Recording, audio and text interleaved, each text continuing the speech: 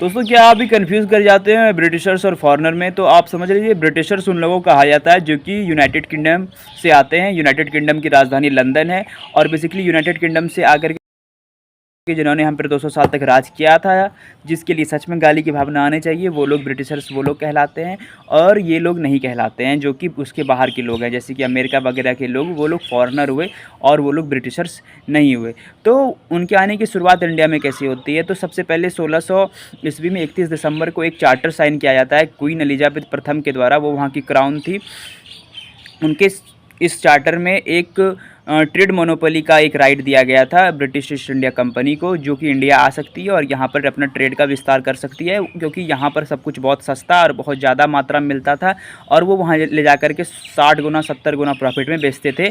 सबसे पहली बात तो शुरुआत इसी तरह हुआ था। तो सबसे पहली बार उस ट्रेड मोनोपोली के अधिकार से 1608 ईस्वी में विलियम हॉकिंस आते हैं अपने हेक्टर जहाज़ पे। वो सबसे पहले साउथ की तरफ से आते हैं और वो मिलते हैं बाद में जा कर के जहांगीर से मिलने के बाद वो धीरे धीरे उनके लिए गिफ्ट वगैरह लाते हैं, उनका जो है बहुत ज़्यादा फ्रेंड बनते हैं और चाटुकार बनते हैं। उसके बाद धीरे धीरे वो जो है इंडिया पे अपना हक धीरे धीरे और राइट्स का, जैसे दीवानी राइट्स वगैरह का, मद्रास हो गया, कलकत्ता हो गया बेसिकली आपका, और जो है और भी जो मेन जगह था उस पर जो है अपना हक जमाने लगते हैं और वहाँ पर अपना एडमिनिस्ट्रेटिव पावर ले लेते हैं, फिर पॉलिटिकल पावर में आ जाते हैं। यही देखते देखते जो है आपका बात करते हैं 1857 में सिपाही विद्रोह हो जाता है। सिपाही विद्रोह का मेन कारण यही है कि उस समय जो बंदूक वगैरह बनाने लगा था ब्रिटिशर्स, जिसमें कि इंडिया के भी कुछ लोग उस आर्मी में, ब्रिटिश के आर्मी में काम करते थे बेसिकली। तो उस जगह पर जो वो बंदूक में जो भरते थे कारतूस वगैरह, उसमें सूअर का और जो है गाय का चर्बी मिलाया जाता था, फैट्स,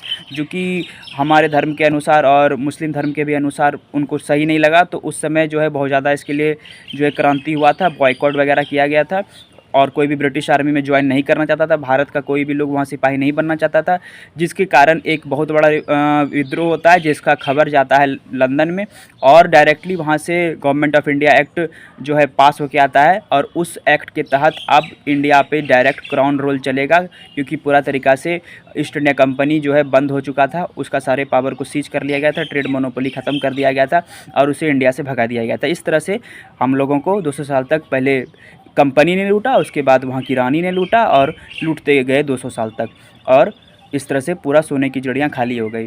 थैंक यू दोस्तों। अगर आपको अच्छा लगा हो वीडियो और समझ में आया हो और इन्फॉर्मेटिव लगा हो तो इस तरह के वीडियो के लिए आप मेरे चैनल को लाइक कर सकते हैं, इस को सब्सक्राइब कर सकते हैं। Thank you and have a nice day.